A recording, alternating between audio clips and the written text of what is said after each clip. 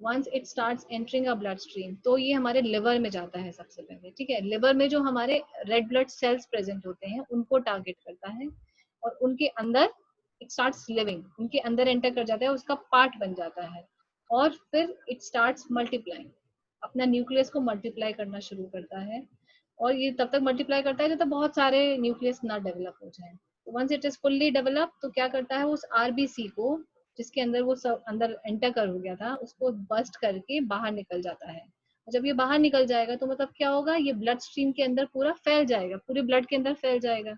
एक आरबीसी से बस्ट हुआ और पूरा न्यूक्लियस जो है ब्लड स्ट्रीम में फ्लो हो रहा है, मतलब कि फ्लो हो रहा है, पूरी बॉडी में ट्रांसफर हो गया है।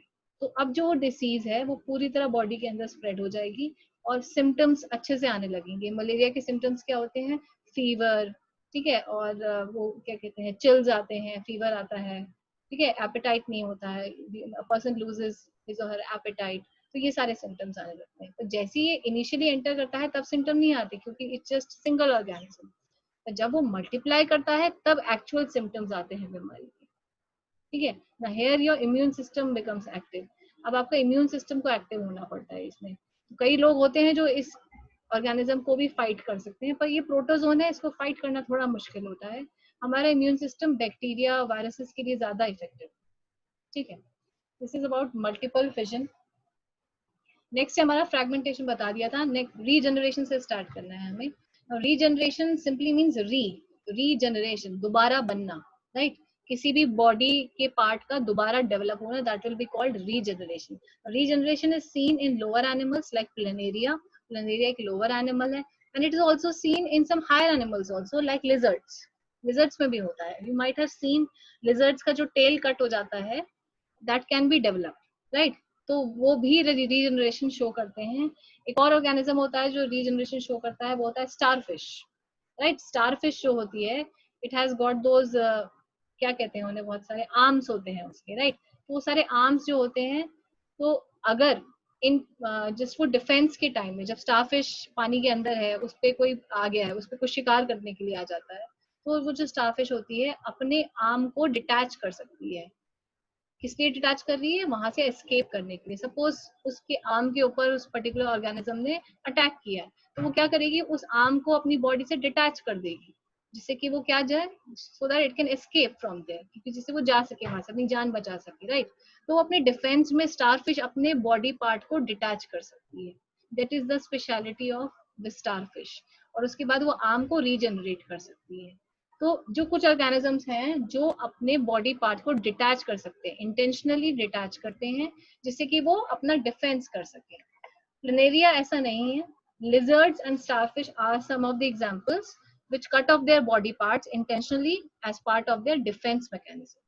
अगर पर हम प्लेनेरिया की बात करें, अगर वो बाय चांस कट हो जाता है, तो किसी भी एंगल से वो कट हो जाए, पर उसके वहां पे क्या होने चाहिए, सेल्स होने चाहिए, जो उसकी सोमैटिक सेल्स होते हैं, जो सेल डिवीजन वाले सेल्स होते हैं, वो प्रेजेंट होने चाहिए। अगर ये उस एरिया में कट होता है तो प्लेनेरिया रीजनरेट कर सकता है। हर पोर्शन से नहीं, जहाँ पे जर्म सेल्स, जहाँ पे सॉरी सोमैटिक सेल्स प्रेजेंट है, जो कि सेल्स मल्टीप्लाई कर सकते हैं, जहाँ पे ये सेल्स प्रेजेंट हैं, पर्टिकुलरली जो बॉडी को ग्रो कर सकते हैं, जिनके अंदर डीएनए कंटेंट है, स्पेशली अगर डीएनए कंटेंट होना चाहिए, प्रॉपर सारा जेनेटिक इंफॉर्मेशन होनी चाहिए, अगर उस पोर्शन से प्लेनेरिया कट होगा तो वो अपने आप को रीजनरेट कर सकता है इन पर्टिकुलर एंगल से। अगर ये यहाँ से कट हो गया है तो ये पूरा ऑर्गेनिज्म डेवलप कर लेगा। अगर खाली ये भी है, जस्ट अगर इतना पोर्शन रह गया है, तो वो ऊपर का पार्ट डेवलप कर लेगा और नीचे का भी डेवलप कर लेगा। अगर खाली ये वाला पोर्शन है तो ऊपर का भी कर लेगा और उसके ऊपर का भी कर लेगा। दैट मीन्स ये जो प्लेन्स हैं, ये 3 प्लेन्स हैं इसके, ये वाला प्लेन और ये वाला प्लेन। अगर इस प्लेन पे कट होता है प्लेनेरिया, तो यहाँ पे इसके पर्टिकुलर सेल्स प्रेजेंट है जो कि पूरी जेनेटिक इन्फॉर्मेशन रखे हैं, उनके पास सारे डीएनए मटेरियल है, जेनेटिक इन्फॉर्मेशन है। जेनेटिक इन्फॉर्मेशन से क्या होता है, एक ऑर्गेनिज्म अपने आप को दोबारा बना सकता है। पर अगर ये ऐसे ही किसी एक और प्लेन से कट हो जाए जहाँ पे ऐसे सेल्स प्रेजेंट है जिनके अंदर जेनेटिक इन्फॉर्मेशन नहीं है, तो ये अपने आप को रीजनरेट नहीं कर पाए, ठीक है। तो इसके लिए भी रूल्स हैं, तो प्लेनेरिया को थोड़े रूल्स फॉलो करने पड़ते हैं, ठीक है। अब ये पूरे ऑर्गेनिज्म में डेवलप हो जाता है, और ये स्पेशलिटी बहुत कम ऑर्गेनिजम्स के पास है, इट्स अ रेयर थिंग, ठीक है। Then we have budding. Budding is seen in yeast. Yeast के अंदर बडिंग दिखती है और हाइड्रा के अंदर दिखती है। यीस्ट क्या है? It is the only unicellular fungi. Yeast क्या होता है? एक लौता, it's the only one unicellular fungi. Fungi है और यूनिसेलुलर है, ठीक है। अब ये रिप्रोड्यूस करता है बडिंग से, राइट। और ये बडिंग भी कब कर पाता है? When it has attend certain favourable condition, जब इसको फेवरेबल कंडीशन मिलती है। लाइक आपको एग्जांपल देती हूँ, रिप्रोडक्शन के लिए भी एनर्जी का रिक्वायरमेंट होता है। It is an energy utilizing process. Reproduction में काफी एनर्जी चाहिए होती है। अगर एनर्जी नहीं मिलेगी पर्टिकुलर ऑर्गेनिज्म को, तो वो ऑर्गेनिज्म रिप्रोड्यूस नहीं कर पाएगा। Again it is part of favourable condition only. जैसे हम फेवरेबल कंडीशन कहते हैं, तो एनर्जी सोर्स होना भी बहुत जरूरी है। It is part of favourable condition. अब जैसे ही कोई यीस्ट सेल अडल्ट बनता है, तो क्या करता है वो उसका एक बड फॉर्मेशन स्टार्ट हो जाता है। इट्स लाइक एन आउटग्रोथ, जो उसके ऊपर डेवलप होना शुरू हो जाती है। एक बड फॉर्मेशन स्टार्ट डेवलप होती है, ठीक है। उसके बाद उसका जो न्यूक्लियस होता है वो डिवाइड होना शुरू होता है। पहले एक आउटग्रोथ डेवलप होती है, जिसको आप बड कहते हो, that is the initial stage of bud formation. उसके बाद उसका न्यूक्लियस डिवाइड होना शुरू होता है, राइट। उसके बाद न्यूक्लियस डिवाइड होकर 2 पार्ट्स में डिवाइड हो जाता है, और फिर यहाँ पे उसके ऊपर वो फर्दर डिवाइड होता है। इट फॉर्म अ चेन, एक तरह का चेन फॉर्म करता है, चेन ऑफ बर्ड्स कहते हैं, राइट। और फिर क्या होता है? ये पोर्शन इससे डिटैच हो जाता है, इससे कट ऑफ हो जाता है, ठीक है। तो this is how it reproduces. Another important thing about yeast के लिए आप एक एक्टिविटी भी कर सकते हैं। You can take some warm water, थोड़ा सा गुनगुना पानी लें। उसमें आप पानी है, गुनगुना पानी है, उसमें आपने थोड़ा सा शुगर डाला है, 1 चम्मच चीनी डाली है। उसके बाद 2 pinch of yeast powder. Yeast powder confectionery shop पे इजीली मिल जाता है। अब आपने चीनी डाला है और थोड़ा सा यीस्ट डाला है। अब इस सेटअप को आप छोड़ दीजिए 5 से 6 घंटे के लिए। अब आप 5 से 6 घंटे बाद अगर आप उस पर्टिकुलर बीकर में से थोड़ा सा अगर आप लिक्विड निकालें और उसको एक स्लाइड बनाएं और माइक्रोस्कोप के अंदर देखें, तो आप देखेंगे कि यीस्ट में आपको ये बड फॉर्मेशन दिखना शुरू हो जाएगा। आपको बड फॉर्मेशन क्यों दिखेगा? दैट मीन्स जो यीस्ट था उसने मल्टीप्लाई करना शुरू कर दिया है। और आपने चीनी क्यों डाला है? Because sugar is providing it with energy. Sugar उसके लिए एक एनर्जी सोर्स है, राइट। शुगर क्या है? उसके लिए एनर्जी सोर्स है। आपको पता होगा यीस्ट जो होता है क्या होता है? आप उसको ढक दोगे, aerobic respiration sorry anaerobic respiration करते हैं। एब्सेंस ऑफ ऑक्सीजन चाहिए होता है, ऑक्सीजन नहीं चाहिए होता है, तो आप बीकर को ढक दोगे, तो वो शुगर को खाना शुरू करेगा यीस्ट, राइट। और उसको यूज करते करते उसकी एनर्जी जो रिलीज होगी उससे वो रिप्रोड्यूस करेगा। और जब आप स्लाइड में देखोगे तो आप देखोगे जो यीस्ट है उसमें आपको बड फॉर्मेशन इजीली दिखेगा, ठीक है। This is how yeast reproduces. और उसको एनर्जी कौन देता है? कोई भी एनर्जी सोर्स हो सकता है, जैसे कि अभी जो एक्टिविटी बताई थी उसमें शुगर उसकी एनर्जी सोर्स थी। नेक्स्ट है hydra. Hydra is found in water, पानी के अंदर होता है, राइट। अब जो हाइड्रा का जो स्ट्रक्चर होता है वो ऐसा होता है, it is without this bud formation, right. जब एक हाइड्रा अडल्ट बन जाता है, तो जैसे वो अडल्ट बनता है उसका जो सिग्निफिकेंस जो स्ट्रक्चर डेवलप होता है उसमें एक छोटा सा बड डेवलप होना शुरू हो जाता है जब वो अडल्ट हो जाता है, राइट। जो यंग हाइड्रा होते हैं उनमें ये बड नहीं होता है। अब जब ये बड डेवलप होना शुरू हो जाता है, उसके बाद ये बड डेवलप होते होते उसमें टेंटिकल्स डेवलप हो जाते हैं। ये जो स्ट्रक्चर होता है इनको टेंटिकल्स कहते हैं, राइट। ये टेंटिकल्स डेवलप होते हैं। जब ये पर्टिकुलर साइज का हो जाता है, it attains a certain weight, it detaches from the parent plant. ये parent plant से detach हो जाता है, right? And it grows as an individual, a separate entity, एक अलग individual की तरह grow होने लगता है। तो जब ये adult हो जाता है, ये भी bud formation करता है and it multiplies. This is how Hydra reproduces. So Hydra reproduces by budding and yeast also reproduces by budding. Next we have vegetative propagation. Vegetative means it is the mode of asexual reproduction only. There is no fusion of gametes and the new generation is being formed from the vegetative parts of the plant. Vegetative parts of the plant कौन कौन से होते हैं? Stem होता है, roots होता है और लीव्स होते हैं। ये 3 vegetative parts of the plant होते हैं। तो इन तीनों से जो भी रिप्रोडक्शन होता है उसको हम वेजिटेटिव प्रोपोगेशन कहते हैं। And it is again a mode of asexual reproduction only, because single parent is involved, uniparental, and it is formed from somatic part. Somatic part means root, stems, and leaves. Same meaning, root, stems, and leaves. Another thing, there is no meiosis. No meiosis, so no fusion of gametes. Gametes का formation होता नहीं है, gametes का fusion भी नहीं होता है क्योंकि एक single parent involve, right. This can be further divided into two types. It can occur naturally also. It can also happen artificially also. That is by some man-made means, right? First, we'll discuss about the natural means. The natural means, first we'll discuss about the vegetative propagation through different parts like roots, stems and leaf. We'll take example of roots first. Roots का example लेते हैं. आपको पता होगा, आप काफी सारे fruits और vegetable खाते हो और आपने जूनियर क्लास में पढ़ा है कि ये इस पर्टिकुलर फ्रूट का एडिबल पार्ट ये होता है, ये इसका एडिबल पार्ट होता है. एडिबल पार्ट मीन्स प्लांट का वो पोर्शन जो आप खा सकते हो. पूरा प्लांट तो नहीं खा सकते. अब आम का पेड़ आप पूरा तो नहीं खा सकते, आप सिर्फ उसका फ्रूट खा सकते हो, राइट. उसकी पत्तियां नहीं खा सकते, उसका स्टेम नहीं खा सकते. तो जो मैंगो का प्लांट है, मैंगो का जो ट्री है, उसका एडिबल पार्ट क्या हुआ, उसका फ्रूट हुआ, राइट. तो every plant has its own edible part, right. और कुछ प्लांट्स होते हैं जिसको आप बिल्कुल नहीं खा सकते, कुछ भी नहीं खा सकते, राइट. तो स्टार्ट विद रूट्स. अब आपके जो कैरेट होता है, रेडिश होता है, ये सब क्या है, ये रूट्स होते हैं प्लांट्स के, राइट. अब रूट्स भी दो तरीके के होते हैं. एक तो नॉर्मल रूट्स होते हैं, उनको एक रूट्स होते हैं जो एडवेंटिशियस रूट्स होते हैं. एडवेंटिशियस रूट्स वो होते हैं जो कि रूट पोर्शन से डेवलप नहीं होते. वो रूट पोर्शन के अलावा और किसी पोर्शन ऑफ प्लांट से डेवलप हो जाते हैं, but they are not developing from the root portion. जहां से रूट डेवलप होना चाहिए वो वहां से नहीं होते हैं, किसी और ही तीसरी जगह से डेवलप होते हैं. उनको हम कहते हैं एडवेंटिशियस रूट्स. जैसे कि इस केस में आप देख सकते हैं कि लीफ से डेवलप हो रही है, तो इनको हम एडवेंटिशियस रूट कहते हैं. ऐसे एडवेंटिशियस स्टेम भी होते हैं. एडवेंटिशियस स्टेम क्या होते हैं, जो कि स्टेम पोर्शन से डेवलप नहीं हो रहे हैं, किसी और ही पोर्शन से डेवलप हो रहे हैं, तो उनको हम एडवेंटिशियस स्टेम कहते हैं. अभी जो रूट्स होते हैं, there are certain plants whose roots have the ability to develop into a new plant. कुछ प्लांट्स होते हैं जिनकी रूट्स में इतनी एबिलिटी होती है कि वो न्यू प्लांट को डेवलप कर सकते हैं. सब प्लांट नहीं कर सकते. कुछ प्लांट्स होते हैं जिनकी रूट से आप नया प्लांट डेवलप कर सकते हो, जैसे कि गुआवा, अमरूद कहते हैं, डेलबर्जिया की रूट्स होती हैं, राइट. और जैसे कि कैरेट भी एक एग्जांपल है.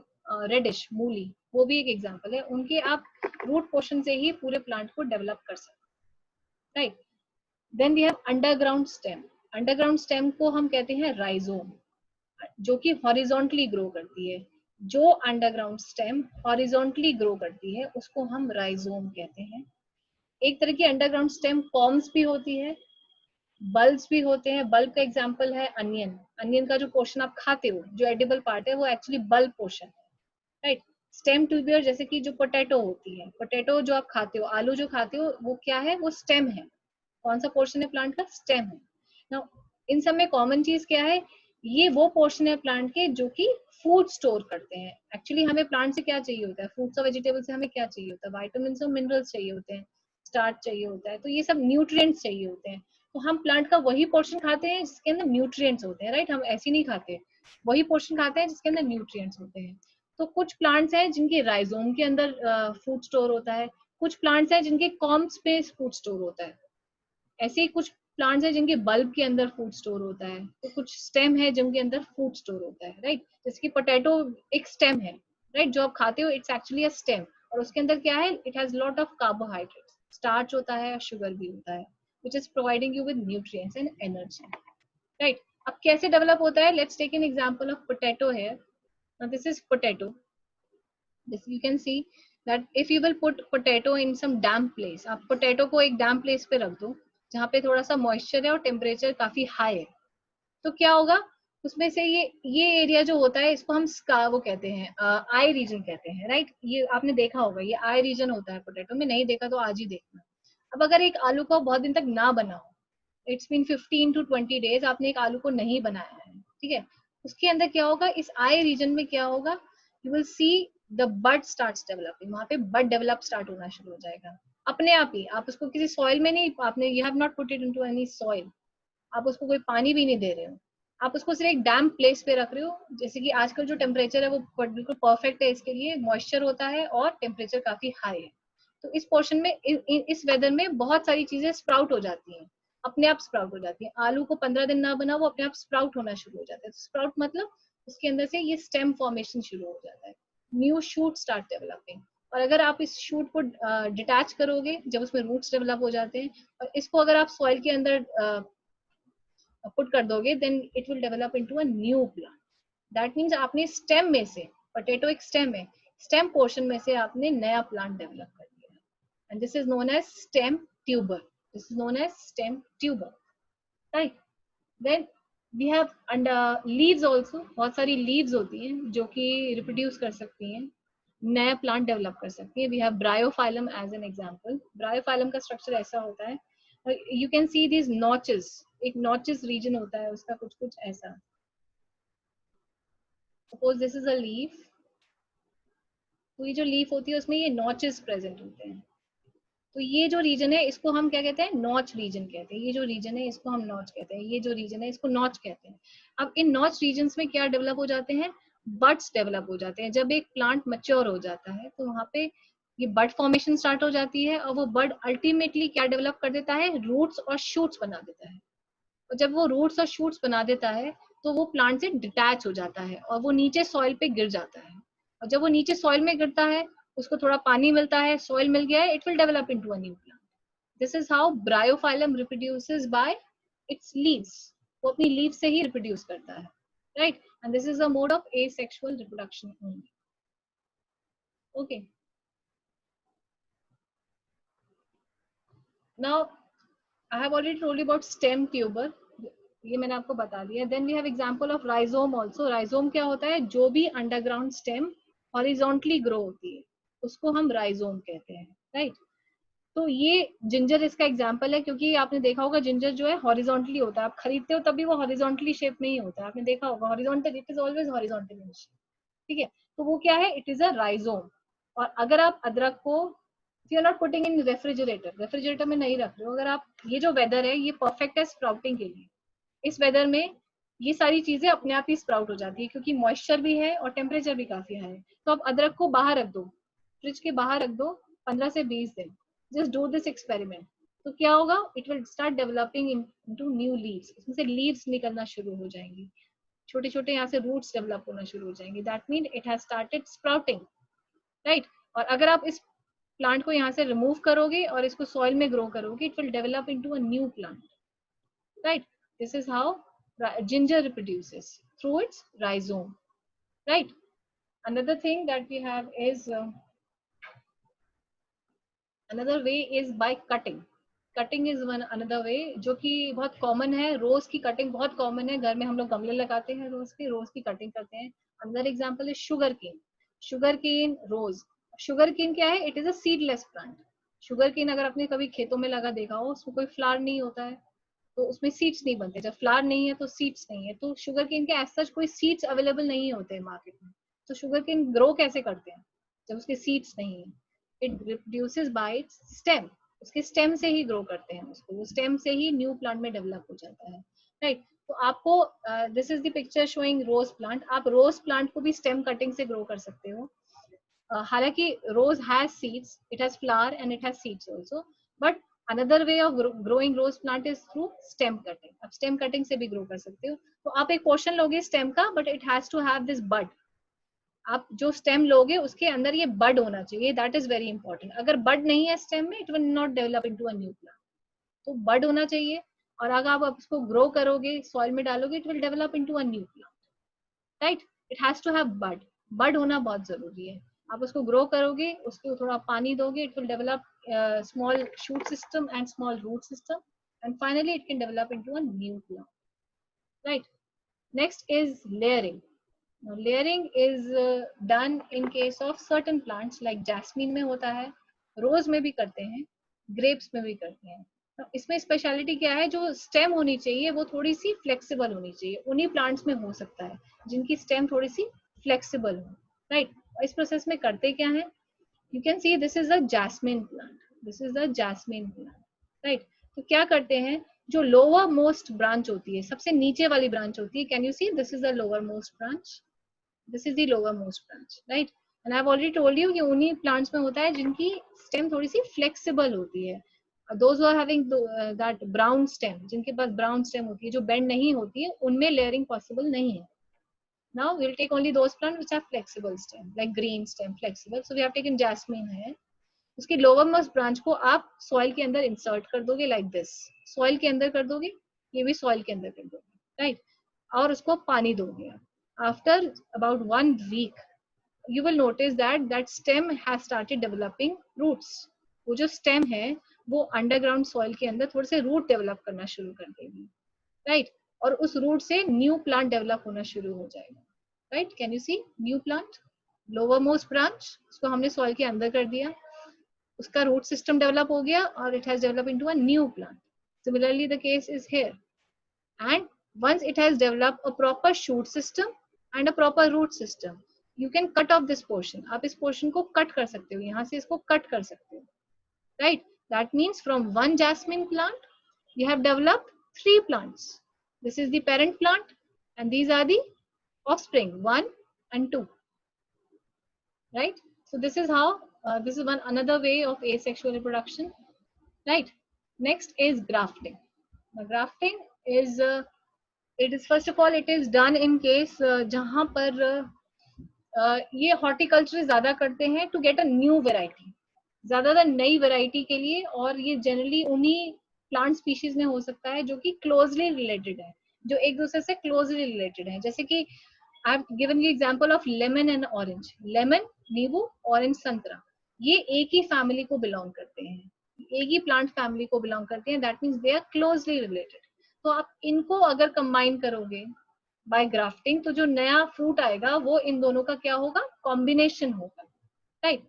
तो इसमें जो वैरायटी आती है वो दोनों का कॉम्बिनेशन आती है. अब इसमें इंपॉर्टेंट चीज जो आपको जाननी है वो ये है, you have to take root system of that plant जो कि बहुत, जिसका रूट सिस्टम स्ट्रांग हो. आपको चूज करना है, आपको 2 प्लांट लेने हैं. एक प्लांट का आपको स्टेम लेना है जिसको आप स्काइन कहेंगे, एक प्लांट का आपको रूट लेना है, राइट? और आप अपना डिसीजन ऐसे लेंगे कि जो रूट जिस प्लांट का आप रूट ले रहे हैं उसका रूट सिस्टम काफी स्ट्रांग होना चाहिए, राइट? उसका एंकरेज अच्छा होना चाहिए, वो सॉइल को अच्छे से पकड़ना चाहिए, राइट? उसका एंकरेज सिस्टम अच्छा होना चाहिए. तो आप ये सारी चीजें ध्यान में रखेंगे और आप उसी प्लांट का रूट लेंगे, उसका शूट नहीं लेंगे. आपको पता है इस प्लांट का रूट सिस्टम बहुत अच्छा है तो आप उसका रूट लेंगे and we will call that as stock, उसको स्टॉक कहेंगे. Then we will take a shoot also of another plant, right? आपने जैसे लेमन का आपने रूट लिया है और आपने ऑरेंज का स्टेम लिया है, राइट? और ऑरेंज के स्टेम में थोड़ा सा लीव्स होना चाहिए, थोड़ा सा लीव्स होना बहुत जरूरी है. This is called scion, right? अब क्या करोगे? You will join these 2 things, scion और स्टॉक को आप दोनों को ज्वाइन कर दोगे, राइट? आपने इनको ओब्लिकली कट किया है, ओब्लिकली मीन्स थोड़ा सा टेढ़ा कट किया है, आप इसको ज्वाइन कर दोगे, right? And this is called grafting and this joining is called graft union. इसको ज्वाइनिंग को कहते हैं यूनियन और ग्राफ्ट यूनियन, राइट? अब आप इसको, ये तो गिर जाएगा, आप इसके ऊपर अटैच करोगे तो वो गिर जाएगा, राइट? तो आप इसको क्या करोगे? Firstly you will apply some grafting wax over it. एक ग्राफ्टिंग वैक्स होती है जो अवेलेबल होती है मार्केट में. ग्राफ्टिंग वैक्स जो होती है वो बनी होती है कुछ प्लांट के रेजिन से बनी होती है और उसमें बी वैक्स भी होता है, राइट? तो इट्स लाइक अ क्रीम जो इसको फिक्स करने में हेल्प करती है, क्योंकि अगर कोई क्रीम से ये अटैच हो जाएगा वरना ये इससे डिटैच हो जाएगा. तो उसको अच्छे से बाइंड करने के लिए you will apply some grafting cream, grafting wax. तो उसके बाद आप उसको एक कपड़े से रैप कर दोगे, राइट? और आप उसको तब तक रैप करे रखोगे. कब तक रैप करोगे? आपको पता है आपके प्लांट में एक सिस्टम होता है जिसको हम कहते हैं xylem and vessels, right? Stem जो होती है उसमें जाइलम और वेसल होता है, right? And they are connected like a pipe, pipe की तरह कनेक्टेड होता है. ये जाइलम का पाइप है, ये फ्लोएम का पाइप है, राइट? हम इसको तब तक अटैच करके रखेंगे ऐसे जब तक ये पाइप जो है दोनों का कनेक्ट नहीं हो जाता है, राइट? क्योंकि हमने 2 अलग प्लांट लिए थे, इसका जाइलम सिस्टम अलग था, जाइलम का पाइप अलग था, इसका फ्लोएम का पाइप अलग था, वो बीच में से ब्रेक हो गए हैं, इसका भी अलग हो गया है. अब हम इसे तब तक ज्वाइन करेंगे जब तक ये जाइलम और जाइलम का पाइप पूरी तरह ज्वाइन नहीं हो जाता, फ्लोएम का पाइप पूरी तरह ज्वाइन नहीं हो जाता, क्योंकि तभी तो प्लांट सर्वाइव कर पाएगा. अगर ये पाइप कनेक्ट नहीं होंगे तो वाटर का ट्रांसफर नहीं हो पाएगा ऊपर और फूड का ट्रांसफर नीचे नहीं हो पाएगा, फ्लोएम अगर ज्वाइन नहीं होगा. तो हम इसको तब तक ज्वाइन करेंगे जब तक ये जाइलम वेसल और फ्लोएम वेसल दोनों एक दूसरे से ज्वाइन नहीं हो जाते, राइट? और आप इसको रैप कर रहे हो, इसलिए भी रैप कर रहे हो जैसे कि कोई माइक, क्योंकि ये इट्स लाइक अ वुंड, एक तरह की चोट है, ओपन एरिया है, राइट? तो इसको इन्फेक्शन से बचाने के लिए, माइक्रो ऑर्गेनिज्म से बचाने के लिए आप इसको रैप कर दोगे. और जो आप वैक्स अप्लाई कर रहे हो उसमें भी काफी सारी एंटीसेप्टिक प्रॉपर्टीज हैं, तो वो इन्फेक्शन नहीं होने देते हैं. तो ये भी रीजन होता है. तो आप इसको रैप कर दोगे जब तक जाइलम और फ्लोएम वेसल पूरी तरह डेवलप नहीं हो जाती है। और थोड़े दिन बाद जब पूरा सिस्टम डेवलप हो जाता है, कनेक्ट हो जाता है, कनेक्ट कैसे होगा? सेल ग्रोथ से, राइट? सेल ग्रोथ शुरू हो जाएगा यहाँ पे, सेल ग्रोथ होगा तो दोनों पाइप कनेक्टेड हो जाएंगे, और जब कनेक्ट हो जाएंगे तो ये सर्वाइव कर जाएगा। और जो न्यू वेराइटी आएगी, दिस न्यू प्लांट, अब जो इससे फ्रूट आएगा वो लेमन और ऑरेंज के बीच का कोई फ्रूट होगा, राइट? ऑरेंज जितना बड़ा भी नहीं होगा, लेमन जितना छोटा भी नहीं होगा, राइट? तो वो कुछ बीच वाला फ्रूट आएगा, मिक्स्ड ब्रीड आएगा, ठीक है? So this is how it is done, and it is generally done in common species, जो कि क्लोजली रिलेटेड स्पीशीज होते हैं उनमें ज्यादा किया जाता है। Next is tissue culture. Now, tissue culture, it is first of all done in those cases in which vegetative propagation is not possible. ये तब किया जाता है जब वेजिटेटिव प्रोपोगेशन प्लांट्स में नहीं हो पाता है। उन प्लांट्स में जहाँ पे वेजिटेटिव प्रोपोगेशन का कोई भी मेथड सक्सेसफुल नहीं होता है, तब हम टिश्यू कल्चर को अप्रोच करते हैं। Now, टिश्यू कल्चर जो है ये फार्मर्स नहीं कर पाते हैं, it is done by scientist. We have special scientist जो कि टिश्यू कल्चर कर पाते हैं, क्योंकि ये लैब में होता है और इसके लिए काफी सारे केमिकल्स और न्यूट्रिएंट्स और हार्मोन्स की जरूरत होती है। How it is being done, करते कैसे हैं? सबसे पहली बात, जिस प्लांट का हमें टिश्यू कल्चर करना है, जिस प्लांट को हमें रिप्रोड्यूस करना है, हम उस प्लांट में से थोड़ा सा टिश्यू स्क्रैप करते हैं, थोड़ा सा टिश्यू निकालते हैं। जैसे कि इस प्लांट का करना है तो उसको थोड़ा सा पोर्शन, जो टिश्यू पोर्शन है, हमने उसको रिमूव किया, वहां से स्क्रैप किया। Tissue means a combination of cell. आपने इस पोर्शन को रिमूव किया और आपने उसको एक पेट्री डिश में डाल दिया, right? This tissue sample is called explant. इस टिश्यू सैंपल को हम कहते हैं एक्सप्लांट, ठीक है? This portion is called explant. Can you see? Explant. अब इसको पेट्री डिश में डालने के बाद what is inside this petri dish? इस पेट्री डिश के अंदर क्या है ना? देयर इज अ मीडियम, एक तरह का एंटीसेप्टिक मीडियम होता है। मतलब कि ये ऐसा मीडियम है जो कि किसी भी माइक्रो ऑर्गेनिज्म को इस पे इफेक्टिव नहीं होने देता है। ये जो एक्स प्लांट है इस पे इफेक्टिव नहीं होने देता है, राइट?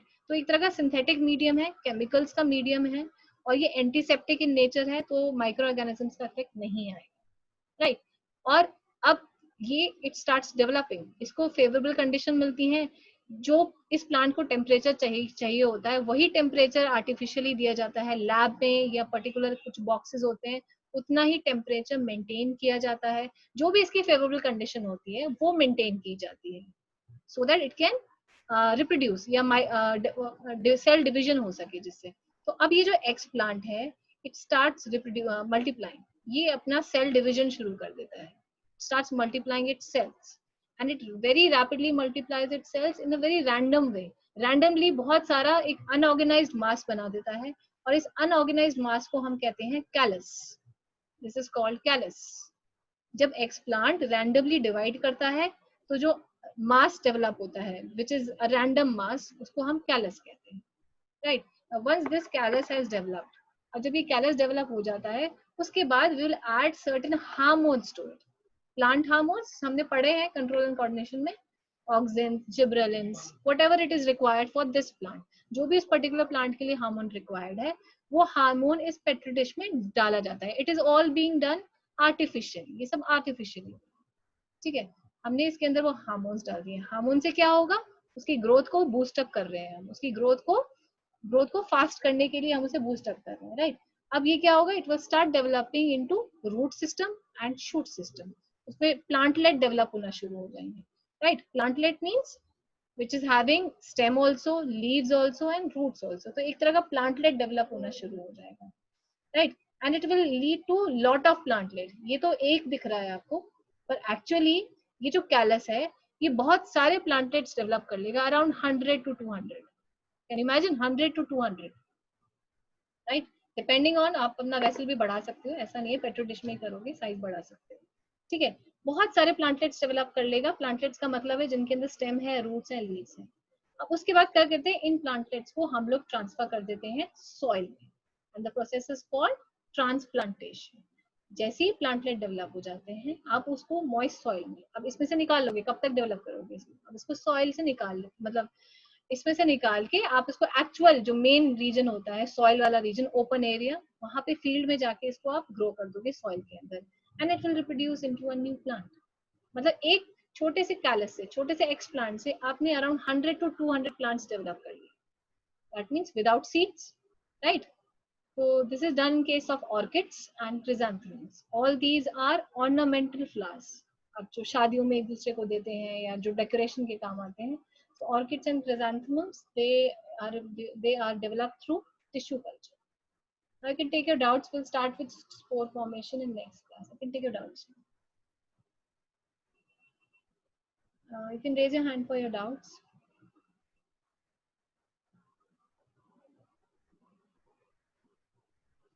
हाँ जी भूमि.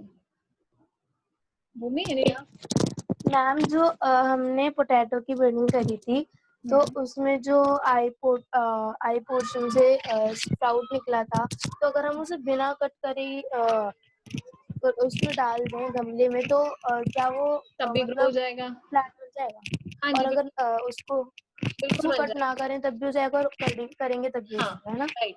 आप इस आलू को एज इट इज डाल दोगे सॉइल में तब भी ग्रो कर जाएगा, या फिर आप आलू का वो पोर्शन कट करो जहाँ पे क्या हो, बड हो. जिस पोर्शन में बड हो उस पोर्शन को कट करो तब भी ग्रो हो जाएगा. ठीक है, ठीक है भूमि.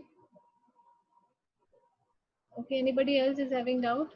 Any doubt regarding yesterday's test? किसी को कल के टेस्ट के रिगार्डिंग कोई डाउट है किसी क्वेश्चन में? Though highest was 19 and many students have performed very well. काफी बच्चों ने अच्छा किया है. But कोई डाउट है कल के रिगार्डिंग या आज के regarding? You can ask. We still have 5 minutes.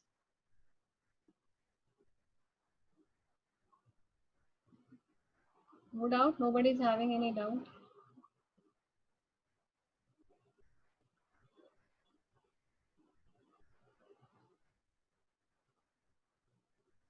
Mohit, are you having any doubt? Mohit Verma. Mohit.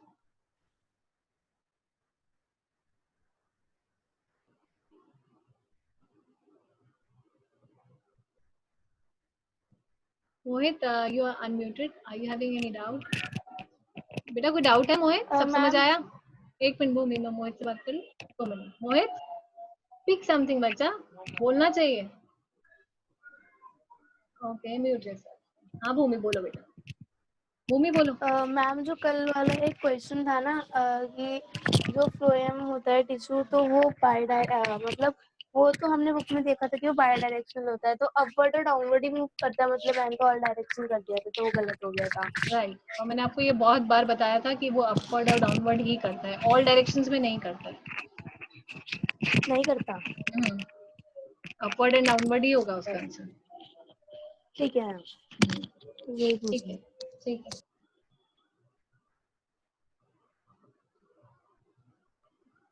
Okay class. हाँ जी Shalini, what is the doubt? Ma'am actually मुझे पीपीटी में डाउट था, जो लास्ट टू लास्ट चैप्टर के PPT थी ना उसी में. क्या था बेटा? मैम वो जाइलम फ्लोएम वाला जो पार्ट था ना उसमें मैम ने एक लाइन था कि जब सीड ट्यूब्स के अंदर मैम जब फूड एंटर करते हैं तो न्यूट्रिएंट्स उसके अंदर ऑस्मोटिक प्रेशर एक्सर्ट करते हैं, तो मैम वो बहुत स्ट्रॉन्ग प्रेशर क्रिएट करते हैं. सीड ट्यूब कंटेनिंग कंटेंट, जो सीड ट्यूब का कंटेंट जो एरिया कैरी करता है उसमें, तो वो एरिया क्या कंपेनियन सेल वाला है? बेटा ये वो आपको मैंने ये भी बताया था कि इस वर्क को करने में जाइलम उसकी हेल्प करती है, क्योंकि जाइलम का एक सेल होता है जो साइडवेज कंडक्ट कर सकता है. आपको अगर याद हो, जाइलम का एक पोर्शन होता है जो साइडवेज भी पानी कंडक्ट कर सकता है. तो वो जो जाइलम का सेल है जो साइडवेज पानी कंडक्ट कर सकता है, वो इस टाइम में आके उसको हेल्प करता है, क्योंकि जो शुगर है वो थोड़ा सा सॉलिड सब्सटेंस होता है, उसको मूव करने के लिए या ट्रांसपोर्ट करने के लिए थोड़ा सा लिक्विड मीडियम का जरूरत होता है. तो वो जो लिक्विड मीडियम होता है, वो जो जाइलम का सेल है वो उसको हेल्प करता है. तो वही ऑस्मोटिक प्रेशर को उसको हेल्प करता है. वहीं से ऑस्मोटिक प्रेशर आता है, उस पानी से. ऑस्मोटिक का मतलब ही पानी है, वो पानी जो जस्ट एडजेसेंट जाइलम सेल है वहीं से आया है. ये डायग्राम मैंने आपको दिखाया था. ठीक है शालिनी? शालिनी समझ आया? Yes ma'am. मैम मतलब प्रेशर जो होता है वो सीड ट्यूब के अंदर ही क्रिएट होता है? हाँ जी, अंदर ही क्रिएट होता है, पर वो क्रिएट करने का काम कौन कर रहा है? जाइलम का जो सेल है, जो एडजेसेंट जाइलम सेल है, जो उसकी साइड में ही जाइलम सेल प्रेजेंट है, जो साइडवेज कंडक्ट कर सकता है पानी, वो थोड़ा सा पानी वहां से रिलीज करता है, और वहीं से वो हाई कंसंट्रेशन और लोअर कंसंट्रेशन वाला रीजन डेवलप होता है, जिससे कि जो खाना है वो आगे ट्रेवल करता है due to that osmotic pressure only. ठीक है, क्योंकि फ्लोएम के अंदर मैम एज सच पानी नहीं होता है, वो पानी आता उसे जाइलम के सेल से ही है। मैम बट उसमें तो न्यूट्रिएंट्स का लिखा था ना, दैट न्यूट्रिएंट्स क्रिएट करते हैं जो उसके अंदर सीड ट्यूब्स के अंदर न्यूट्रिएंट्स आते थोड़े हैं। से डाइल्यूट हो जाते हैं, वो जो डाइल्यूट होते हैं वो जाइलम की वजह से होते हैं, तभी ऑस्मोटिक प्रेशर डेवलप होता है। ऑस्मोटिक का मतलब ही पानी से रिलेटेड है, किसी सॉलिड चीज में ऑस्मोटिक प्रेशर नहीं डेवलप होगा, एक फ्लूइड का होना बहुत जरूरी है, तो वो फ्लूइड उसको साइड वाले जाइलम सेल से। ठीक है। एंड मैम जो सीड ट्यूब कंटेंट, इसका मीनिंग वो सीड ट्यूब के अंदर का एरिया है ना, उसके जी साइड का तो एरिया नहीं है ना? नहीं, सीड ट्यूब कंटेंट मतलब जो उसके अंदर एरिया, जो भी उसके अंदर खाना प्रेजेंट है, we are talking about sucrose है, सुक्रोज की बात कर रहे हैं, शुगर्स की बात कर रहे हैं। ठीक है।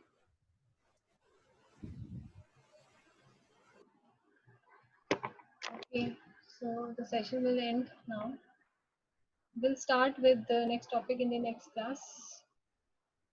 My name is Meeting. Bye to all.